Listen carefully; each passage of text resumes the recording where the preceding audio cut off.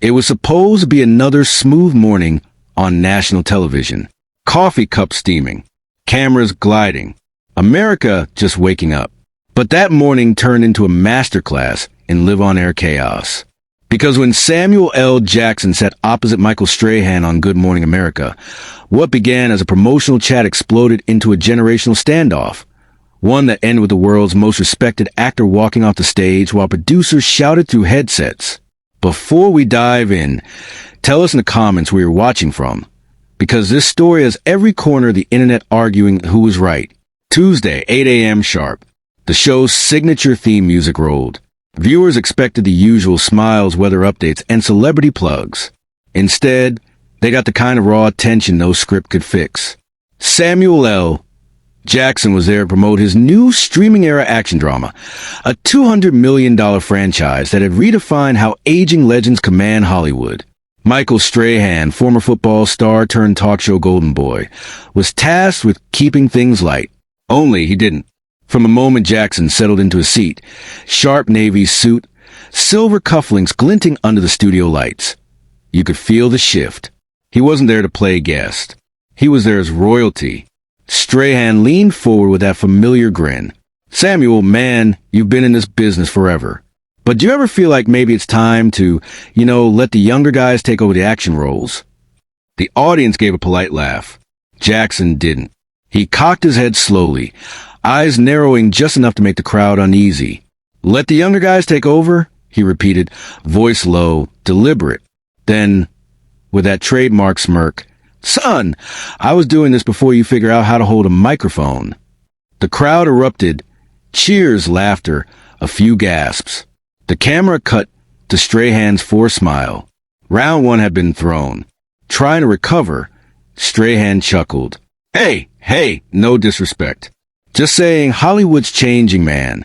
TikTok stars, influencers, new energy. Jackson cut him off. New energy's fine. But there's a difference between energy and experience. You can't download what I've lived through. The audience roared again. Strahan tried another jab. But come on, Sam, don't you think audiences want something fresh? Maybe they're tired of seeing the same tough guy routine. Silence. Jackson leaned back, folding his arms.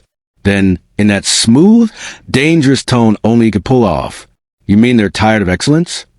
The audience gasped. Even the band missed their cue. It was no longer an interview, it was a duel. Inside the control room, producers whispered frantically, "Do we cut to commercial?" "No, keep it rolling, this is gold." Strahan doubled down. "No, times are changing. Maybe it's time for the old guard to, mentor instead of dominate." Jackson chuckled, slow, thunderous, terrifyingly calm. "Son, the day I need your permission to dominate, I'll retire." The crowd screamed. Twitter would later call it the most Samuel L. Jackson thing ever said on live TV. But then Strahan, perhaps realizing he was losing control, made the mistake that flipped the entire show. He smirked. "Well, maybe that's why some people say you're intimidating. Can't take a joke anymore." Jackson froze. The air thickened. "Intimidating," he echoed. "You call confidence intimidation when it's coming from someone who looks like me." The studio went dead silent. Cameras caught Strahan's face. Shock, regret, panic. He had no comeback. In a desperate attempt to steer the show, Strahan laughed awkwardly. "Come on, Sam, I'm just saying." But Jackson wasn't laughing. "No, you're not just saying. You're doing what too many folks in this business do. Confuse longevity with irrelevance. You're trying to make a headline, not have a conversation." The crowd erupted again. Producers gestured wildly for a break, but Jackson kept going. "You invited me here to talk about my craft, my story, my legacy, not to reduce it to a punchline for ratings." Strahan tried to interject, but Jackson's voice rolled over him like thunder. "You don't talk down to legends, son. You listen. That's how you learn." Applause exploded. The audience, who had come for morning cheer, was now witnessing a verbal knockout. Control room chaos. Cut to weather. Cut to weather. "No, we can't interrupt him now. He's trending live." On social media, the clip was already spreading. Hashtag Samuel Jackson, hashtag Good Morning America, and hashtag Respect the Legend climbed into the top 10 trending tags within minutes. Viewers were posting clips with captions like, "He didn't yell, he educated. This is how you check arrogance with class." Meanwhile, Strahan looked cornered, grasping for a smile that wouldn't come. He muttered, "Well, Sam, I guess we're learning something today." Jackson nodded.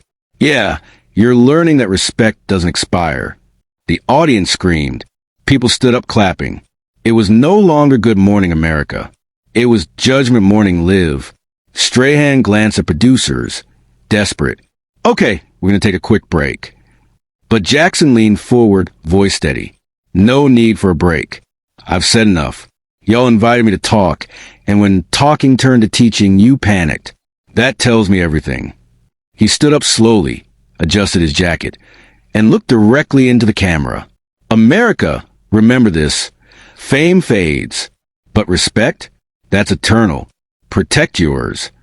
With that, Samuel L. Jackson set down his mic, nodded to the audience, and walked off the stage. The crowd erupted into standing ovation. Strahan sat frozen. The director's voice screamed through the comms, "Go to break. Go to break." Cut to commercial. The world had just witnessed a legend schooling arrogance live. Within 15 minutes, every major outlet had the clip. Tweets poured in. Samuel L. Jackson just turned Good Morning America into a masterclass. That wasn't anger.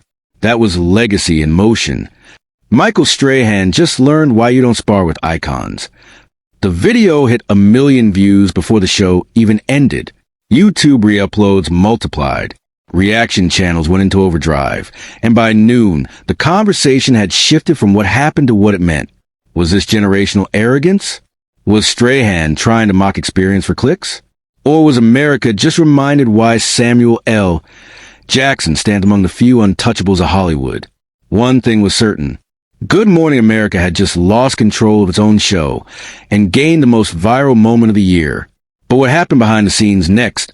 The network calls, the studio meltdown, and Jackson's unfiltered post-interview comments would take the drama to a level no one expected. The cameras had barely faded to black before the storm began. Inside the Good Morning America control booth, red lights blinked. Producers shouted over each other, and executives were already dialing upstairs. In 20 years of morning television, they had never lost a guest mid-segment, especially not Samuel L. Jackson. What was meant to be a 7-minute puff piece had turned into a nationwide reckoning on respect, ego, and generational arrogance. By 9 a.m., ABC's Manhattan offices looked like a war room. Emails, texts, trending feed screenshots. Everything pointed to the same disaster. The clip was everywhere.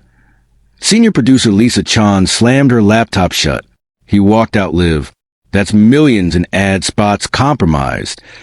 Another voice cut in, "Adidas just called. They're pulling their promo until we issue a statement."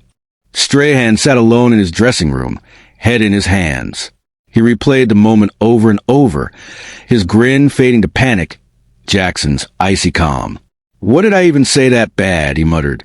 Outside the door, his publicist whispered, "You didn't just insult an actor, Michael. You challenged an institution." By mid-morning, social media had turned the exchange into a courtroom. Twitter headlines screamed, "Michael Strahan disrespects Legend live on air. Samuel L. Jackson leaves set after being provoked." Comment sections were merciless. Strahan forgot who paved the road he's standing on. That man taught Hollywood how to walk with swagger. Never play humble games with a lion. Clips hit YouTube reaction channels. One commentator said, "That wasn't rage. That was history defending itself." In less than 4 hours, hashtag RespectTheLegend had overtaken every sports and politics trend combined. At noon, Jackson finally broke his silence. Not with a press conference, but with a single tweet. "If you call truth intimidation, maybe you need quieter rooms." 10 words. 2 million likes in 6 hours.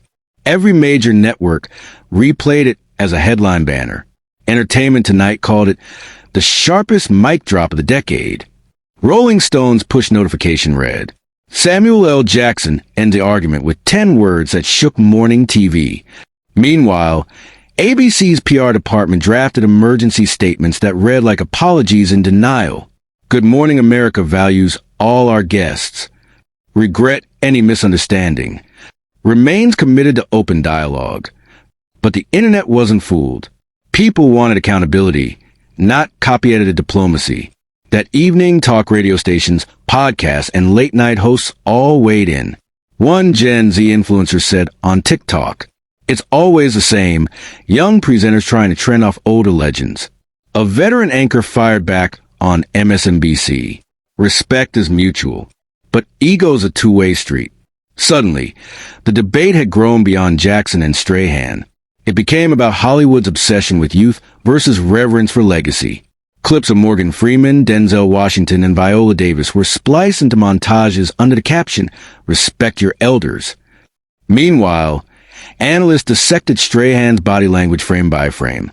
At one point, an entire Reddit thread titled "The Blink of Regret" racked up 80,000 comments analyzing the exact second he realized he'd gone too far. Inside ABC's PR suite, the network brass made the call. They would issue an on-air apology during tomorrow's broadcast. Strahan objected. "I'll handle it myself." The executives hesitated. "Michael, this isn't about pride anymore. It's about ratings, credibility, and money." He sighed. "I'll apologize, but I'm not going to grovel." The following morning, millions tuned in. The studio was quiet, tension thick enough to cut with a lens cap. Strahan faced the camera. "Yesterday's conversation with Mr. Jackson got heated. My intent was humor, not disrespect. I admire him in all he's achieved." Applause, polite, uncertain. Within minutes, Twitter dissected every syllable. That sounded scripted. No real ownership. PR, not sincerity. The apology failed to land. Ratings spiked for 10 minutes, then plummeted. Meanwhile, Jackson was seen leaving a Los Angeles charity gala that night. Paparazzi shouted questions. "Would you ever return to Good Morning America?" He paused, grinned, and said, "I don't do reruns." The crowd laughed. The clip went viral again. It was official. The legend had won round one, and the culture was taking notes. Entertainment Weekly published a headline that read, "When Class Outsmarts Clout." An op-ed in The Guardian called Jackson's calm a masterclass in controlled dominance. Behind the scenes, advertisers were furious. One brand pulled $4 million in ad placements. Executives whispered that ABC might sideline Strahan for a few episodes to cool public sentiment. A leaked memo hit the press the next morning. Effective immediately, GMA will adjust guest protocol to ensure respectful tone in all celebrity interviews. The line sparked another online frenzy. Translation: don't pick fights with icons. By day 3, half of Hollywood had chosen side. Denzel Washington tweeted, "Some legends earn silence when they speak. Sam's one of them." Jamie Foxx posted an Instagram story. "That man taught half of us swagger. Show some gratitude." Even Oprah weighed in during her own segment. What we witnessed wasn't anger. It was experience defending its dignity. Strahan's colleagues tried to defend him. Co-host Robin Roberts told viewers, "Michael's heart is good. Live TV is unpredictable." But the damage was already cultural, not personal. Media schools began replaying the clip as a training lesson on tone, respect, and verbal escalation. The Hollywood Reporter dubbed it the GMA incident. Students labeled it the moment respect went viral. Reaction compilations hit 10 million views. At this point, even ABC's competitors were quietly grateful. Every replay of the controversy pulled viewers back to morning television, but not to Good Morning America. Friday afternoon, Jackson's representative confirmed that the actor had been approached by rival networks for a sit-down conversation about the incident. He chose one, a primetime interview scheduled for Sunday. When reporters asked why, his publicist smiled. Because legends don't fight twice. They clarify once. The teaser for that upcoming interview alone drew millions of views. Slow-motion clips of Jackson walking out, overlaid with the words his side of the story. But what Samuel revealed in that interview and how he framed the entire confrontation would ignite an even bigger debate across Hollywood, forcing networks to confront their obsession with youth, fame, and disrespect disguised as humor. The network countdown clock ticked toward 8 p.m. Across America, living rooms went silent. Every outlet had hyped it the same way. Samuel L. Jackson, his side of the story. A single camera framed him against a dark studio backdrop. No applause, no flashy graphics. Just a microphone, one chair, and the calm power of a man who knew he didn't need theatrics to command a room. The interviewer, veteran journalist Ava Cole, began softly. "Mr. Jackson, millions watched you walk off that set. What did that moment mean to you?" He exhaled slowly. "It meant I was done entertaining disrespect. I've spent my life entertaining audiences, not egos." The sentence hung in the air like a verdict. Cole pressed. "Some say you overreacted." Jackson's eyebrows lifted. "Overreacted? That's the word people use when they're uncomfortable seeing a black man stay composed while drawing a line." The audience watching at home went still. Twitter exploded. Hashtag RespectTheLegend trended again, joined by hashtag Jackson line drawn. He continued, voice steady. "I didn't yell. I didn't curse. I just refused to play along. That's not overreacting. That's boundaries." Cole nodded. "So you do it again?" "Every single time." Within minutes, celebrities started posting clips. Kerry Washington tweeted, "That's what strength looks like. Quiet, exact, undeniable." Variety ran a push alert. Jackson turns TV walkout into masterclass on dignity. Inside ABC's Glass Tower, executives watched the broadcast in grim silence. Every quote from Jackson landed like another corporate migraine. They knew, the more he spoke, the smaller they looked. Halfway through the interview, Cole asked what no one else had dared. "Did you and Michael Strahan ever speak afterward?" Jackson hesitated for the first time. Then he smiled faintly. He called. He apologized. "I listened." Cole leaned in. "Did you forgive him?" "Forgiveness isn't the question. Respect is. Forgiveness is private. Respect is public. You lose it out loud. You earn it out loud." The studio lights dimmed slightly. It was the quote of the night. Every newsroom clipped it, captioned it, replayed it in slow motion.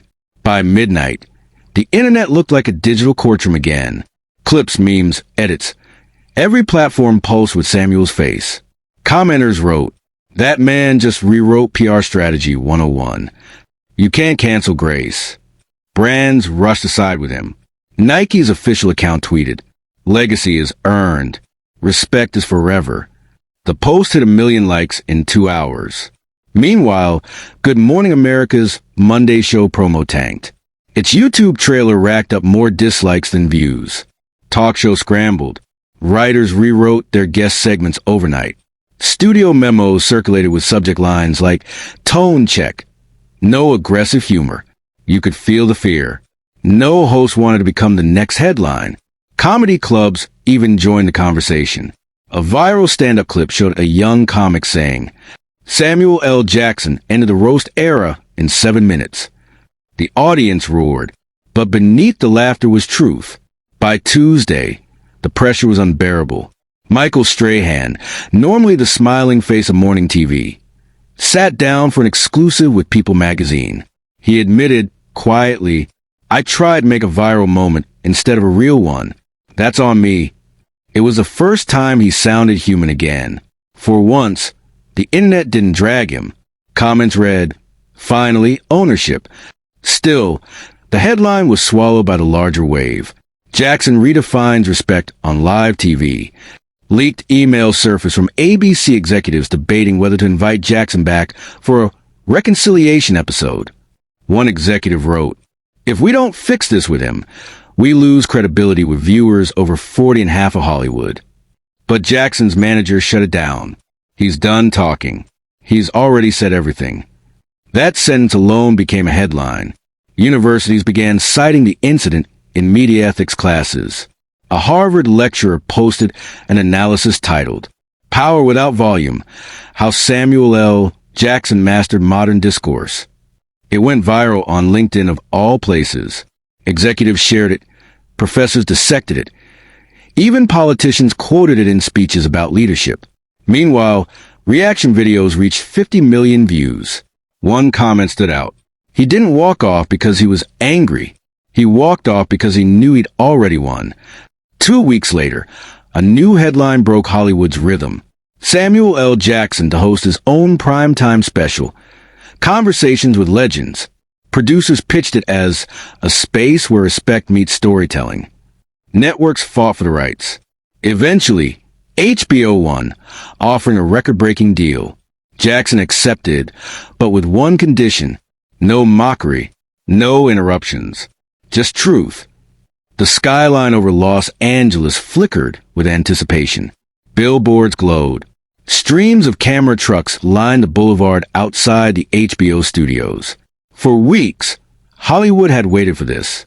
Samuel L. Jackson's new primetime event, Conversations with Legends, a series built on what he'd preached since that fateful morning.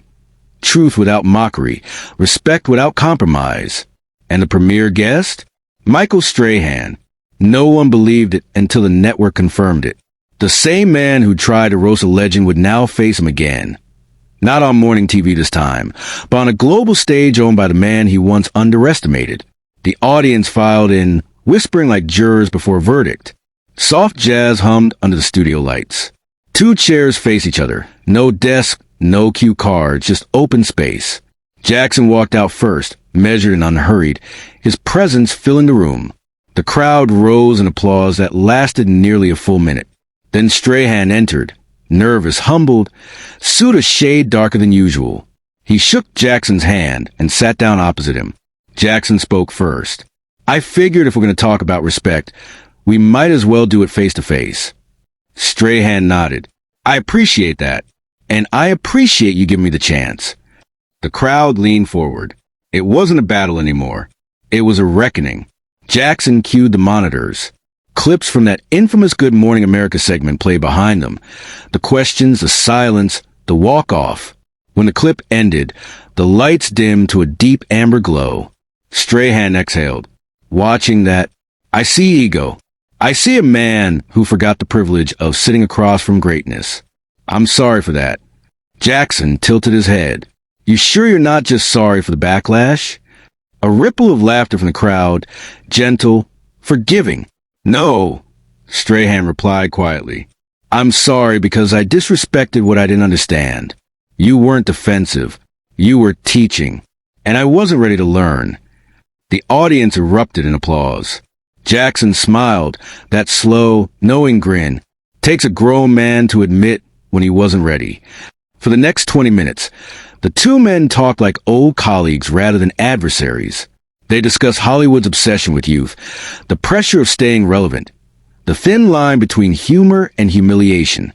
Jackson leaned forward. Respect isn't about age. It's about effort. You bring your best every time you show up, on a field, on a set, on a stage. That's what makes people listen. Strahan nodded. I used to think attention was the same as respect. Turns out they're opposites. The audience murmured in agreement. Twitter lit up again, not with outrage this time, but with admiration. Hashtag Respect Redefined hit the trending charts within minutes. Then came the moment no one expected. Jackson looked directly into the camera. I want to talk to every young professional watching. You can joke, you can hustle, you can chase your dream, but don't confuse disrespect for authenticity. Loud doesn't mean strong.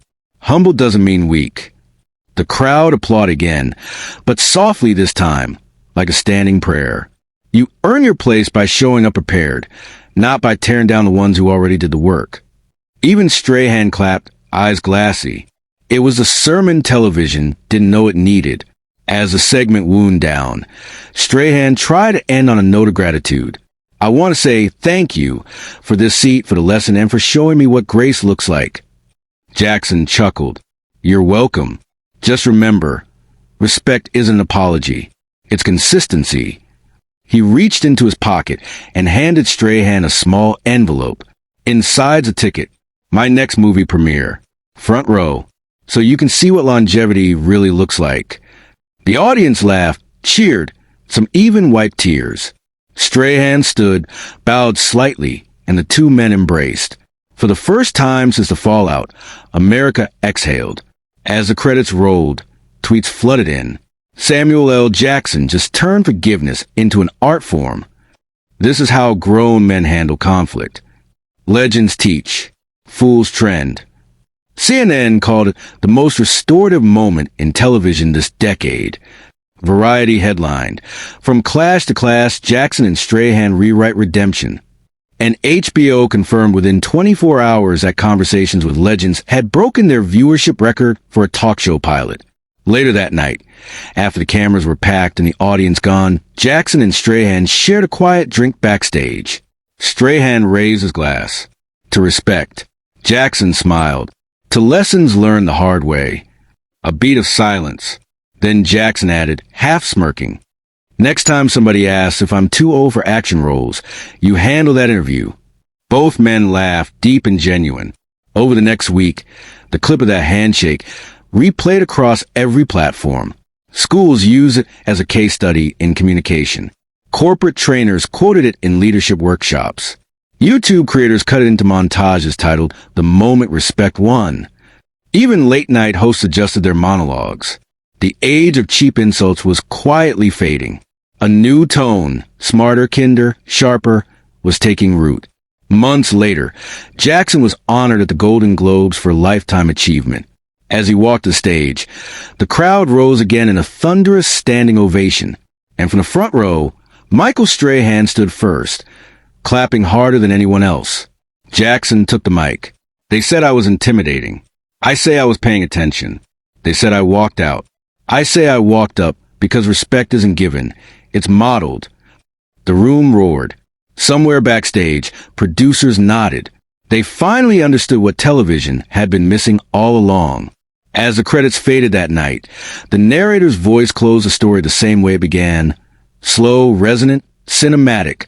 In an age where arrogance wears a smile and humility is mistaken for weakness, a single act of dignity reminded the world that greatness isn't loud. It's lasting. Samuel L. Jackson didn't shout. He didn't threaten.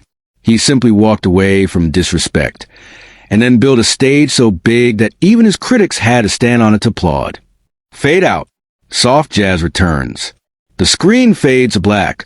One final quote lingering in white letters. "Respect isn't what you demand. It's what remains after you've been tested. Next time somebody asks if I'm too old for action roles, you handle that interview." Both men laughed, deep and genuine. Over the next week, the clip of that handshake replayed across every platform. Schools use it as a case study in communication. Corporate trainers quoted it in leadership workshops. YouTube creators cut it into montages titled "The Moment Respect Won." Even late-night hosts adjusted their monologues. The age of cheap insults was quietly fading. A new tone, smarter, kinder, sharper, was taking root. Months later, Jackson was honored at the Golden Globes for Lifetime Achievement. As he walked to the stage, the crowd rose again in a thunderous standing ovation. And from the front row, Michael Strahan stood first, clapping harder than anyone else. Jackson took the mic. "They said I was intimidating. I say I was paying attention. They said I walked out. I say I walked up because respect isn't given, it's modeled." The room roared. Somewhere backstage, producers nodded. They finally understood what television had been missing all along. As the credits faded that night, the narrator's voice closed the story the same way it began. Slow, resonant, cinematic. In an age where arrogance wears a smile and humility is mistaken for weakness, a single act of dignity reminded the world that greatness isn't loud. It's lasting. Samuel L. Jackson didn't shout. He didn't threaten. He simply walked away from disrespect, and then built a stage so big that even his critics had to stand on it to applaud. Fade out. Soft jazz returns. The screen fades to black. One final quote lingering in white letters. "Respect isn't what you demand.